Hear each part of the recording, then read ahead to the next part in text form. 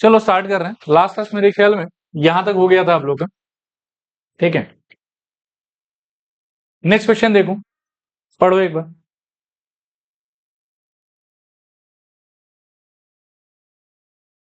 चलो यहां देखो एक बार, प्रूफ बता रहा हूं।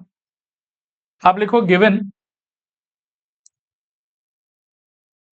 गिवन में लिखना angle ABC is equal with angle ACB, angle ABC is equal with angle ACB and angle 3 is equals to angle 4 and angle 3 is equals to angle 4. To prove angle 1 is equals to angle 2. To prove angle 1 is equals to angle 2. चलेगा।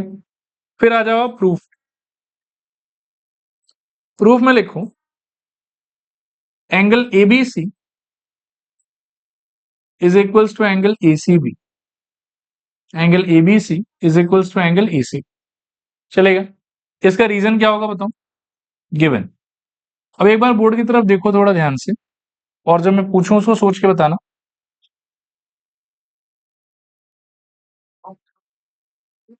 ये जो angle ABC है ना आपका, ये वाला पूरा, इस एंगल को क्या मैं एंगल 1 प्लस एंगल 4 में ब्रेक डाउन कर सकता हूं? ध्यान से सोचना मैं क्या कह रहा हूं।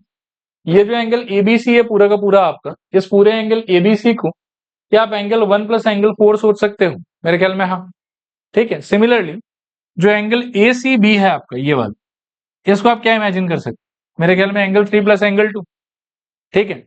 अब बोलोगे रीजन क्या होगा, तो इसका रीजन होगा कि things which coincide with one another are equal to one another, ठीक है। तो यहां पर वी कैन सी कि एंगल 1 और एंगल 4 दोनों को ऐड करने से ये बनेगा, और एंगल ए बी सी का मतलब भी यही वाला पोर्शन है। तो सिंस ये दोनों का दोनों कोइंसाइड कर रहा है, एंगल 1 प्लस एंगल 4 और एंगल एबीसी एक दूसरे के साथ में क्या कर रहा है, कोइंसाइड, इसीलिए एंगल एबीसी को चेंज करके आप यहां पर क्या लिख सकते हो, angle 1 plus angle 4। Similarly angle A C B किसके साथ कोइंसाइड कर रहा है बताओ, एंगल 3 प्लस एंगल 2 या एंगल 2 प्लस एंगल 3 के साथ, इसीलिए एंगल ए सी बी के जगह पर क्या लिख सकते हो, एंगल 3 प्लस एंगल 2। क्लियर मेरे ख्याल में? लिखो इस चीज को। दिस एम्प्लाइज एंगल एबीसी के जगह पर क्या लिखोगे बोलो, एंगल 1 प्लस एंगल, और ए सी बी के जगह पर एंगल 3 प्लस एंगल 2। चलेगा। This implies angle 1 plus angle 4 minus angle 4 is equals to angle 3 plus angle 2 minus angle 4। ऐसा लिख सकते हैं क्या? क्या रीजन होगा? If equals are subtracted from equals the results are equal. ये दोनों ऑलरेडी इक्वल था, इसके दोनों साइड से इस बार हमने क्या सब्ट्रैक्ट किया बताओ, एंगल 4। चलेगा। अब यहां तो एंगल 4 डायरेक्टली कट जाएगा, और एंगल 3 और एंगल 4 का वैल्यू भी क्वेश्चन के हिसाब से क्या दिया हुआ आपको, इक्वल। तो ये लोग दोनों भी एक दूसरे के साथ में क्या हो जाएगा, कैंसल हो। लेफ्ट हैंड साइड में क्या बचेगा आपके पास में, एंगल 1, और राइट हैंड साइड में क्या बचेगा आपके पास में, एंगल 2। Hence proved. ठीक है। सेकेंड और थर्ड स्टेप में रीजन में बता रहा हूं, आप थोड़ा ध्यान से लिख लो इसको। सेकेंड वाले में लिखना थिंग्स विच कोइंसाइड, सेकेंड वाले में यहां पे things which coincide are equal to each other, things which coincide are equal to each other. ठीक है। ये सेकेंड लास्ट वाले में क्या लिखोगे, if equals are subtracted from, if equals are subtracted from equals the result is equal, if equals are subtracted from equals then the result is equal। सब लोग एक बार बोर्ड की तरफ देखो, सेकंड वाले स्टेप का स्टेटमेंट फिर से बताओ मेरे को। Things which coincide are equal to each other, since angle ABC का वैल्यू एंगल 1 प्लस एंगल 4 के साथ में कोइंसाइड कर रहा है, इसीलिए उसको एक दूसरे से रिप्लेस कर सकते हैं। और सब्ट्रैक्शन वाले में क्या लिखोगे, equals are subtracted from equals the results are equal. चलेगा। और अल्टीमेटली मिल गया मेरे को angle 1 is equals to angle 2। बढ़े आगे यहां से। अगला सवाल देखो, इस पे आप 4 या 5 स्टार बना लेना, ये बहुत इंपॉर्टेंट है।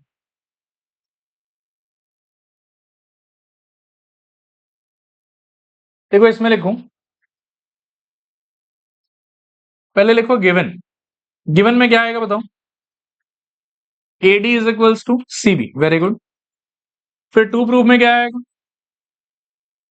टू प्रूफ में आ जाएगा AC is equals to BD। और फिर प्रूफ में क्या आएगा देखो, करूं स्टार्ट करूं? एक बार सब लोग पेन छोड़ के ना थोड़ा ध्यान से पहले देख। हमको दिया हुआ है कि AD is equals to CB। अब आप अगर ध्यान से फिगर के अंदर में ना AD को ढूंढोगे ना, AD मेरे ख्याल में ये रहा, यहां से लेके यहां। ये समझ में आ रहा है? अच्छा थोड़ा गलत कर दिया मैं, ज्यादा पीछे चला गया, यहां से यहां तक, A से लेके D। अब चलेगा? AD को कैन आई श्योरली से it is same as AC plus CD। और फिर से मेरा रीजनिंग क्या होगा इसके लिए कि things AC plus CD will coincide with AD, therefore things which coincide with each other are equal to each other. तो AD को ब्रेक डाउन करके अपन क्या लिख सकते हैं बताओ? जोर से बोलो, AC प्लस। सिमिलरली अगर कोई बच्चा BC के लिए सोचे तो वो क्या लिख सकता है बताओ? CD plus DB। ये समझ में आया? लिखो प्रूफ, उसमें पहले लिखना AD equals to CB, reason देना गिवन। और AD को तोड़ के क्या लिखेंगे बताओ? AC plus CD। CB को तोड़ के क्या लिखोगे? CD plus DB। चलेगा? क्लियर? रीजन क्या दोगे? Things which coincide are equal to each other. Things which coincide are equal to each other. चलेगा यहां तक? आगे बढ़े? ओके। एक बार प्रूफ देखो आप अपने, इसमें क्या क्या चाहिए आपको बताओ? AC इक्वल्स टू BD चाहिए। क्या क्या चाहिए फिर से बताओ? AC is equals to BD। इस पूरे स्टेटमेंट में से LHS में से क्या नहीं चाहिए और RHS में से क्या नहीं चाहिए? LHS में भी CD नहीं चाहिए और RHS में भी CD नहीं चाहिए। तो क्या मैं दोनों साइड से CD माइनस कर सकता हूं? यस। अगर LHS RHS में से सेम नंबर माइनस करना चाहूं तो हो सकता है वैसा। तो क्लियर है ना? लिखो अगले स्टेप में, this implies AC plus CD minus CD is equals to CD plus DB minus CD। मेरे ख्याल में CD CD गया और CD CD गया। यहां से आएगा आपके AC इज इक्वल्स टू क्या? BD।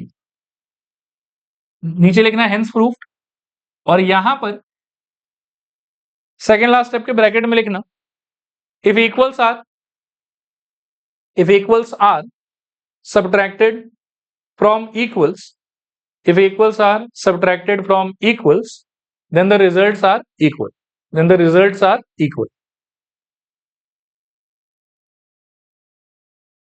चलो अगला क्वेश्चन देखते हैं, पढ़ो इसको।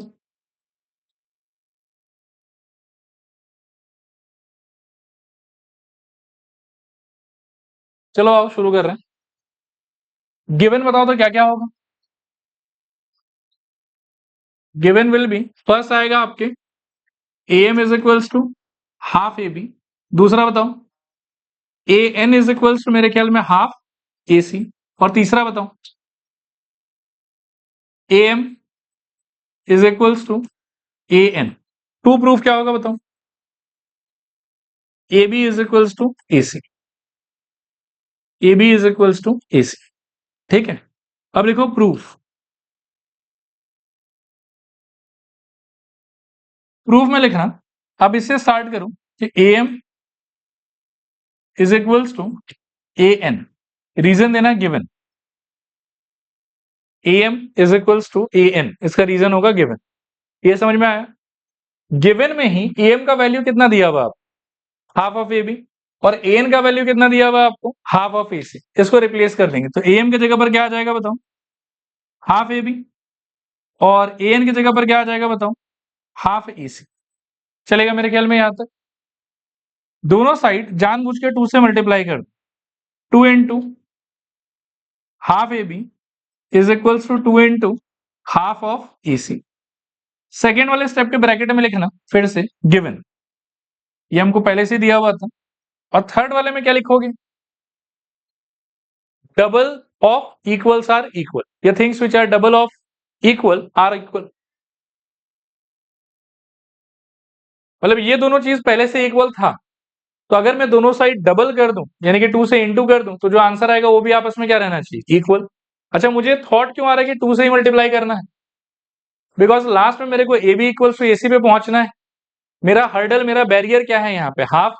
तो हाफ को अगर 2 से मल्टीप्लाई करूंगा तो 2 2 कैंसिल हो जाएगा, मेरा काम हो जाएगा।